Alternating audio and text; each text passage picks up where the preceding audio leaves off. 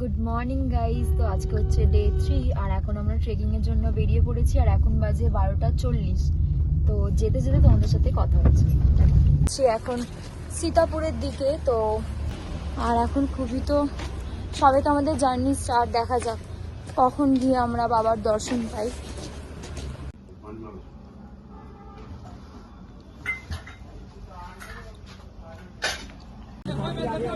তো এখন আমরা আছি হচ্ছে ভেরিফিকেশনের লাইনে, যেটা হচ্ছে আমরা রয়েছি সীতাপুরে।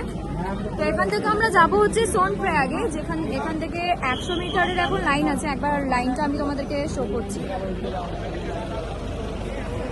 इधर भी लाइन है, इधर पीछे भी लाइन है। তো এই লাইনটা কভার করার পরে আমাদের ট্রেকিংটা স্টার্ট হবে আর এখন বাজে প্রায় 8:30 মতো।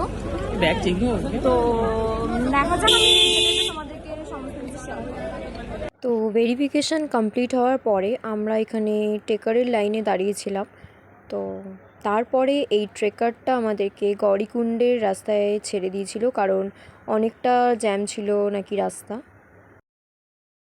তো এখান থেকে আমাদের ট্রেকিং স্টার্ট হয়ে গেছিলো এবং এটি ছিল হচ্ছে ভৈরব বাবার একটি মন্দির, যেখানে নমস্কার করে আমরা আমাদের ট্রেকিং স্টার্ট করলাম।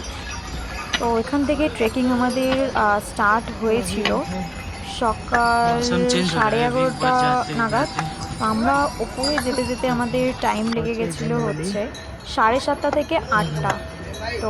তো প্রায় 22 কিলোমিটার জার্নি কমপ্লিট করে আমরা পৌঁছে গেছিলাম পুলিশ চৌকির কাছে আমাদের টেন্টে। তো আমাদের টেন্টই ছিল মন্দির থেকে 1.5 কিলোমিটার দূরে।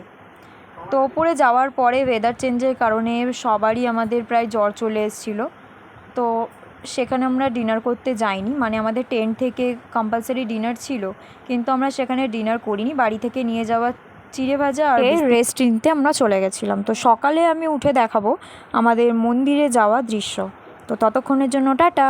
তো এই ছিল আমাদের টেন্টের ভিউ এবং সকালবেলা আমরা সবাই খুবই খুশি হয়ে গেছিলাম, কারণ আজকেই সেই দিন যার জন্য আমরা অপেক্ষা করেছিলাম। পরের দিন আমার খুবই জ্বর চলে এসেছিলো এবং খুব বমি হচ্ছিল।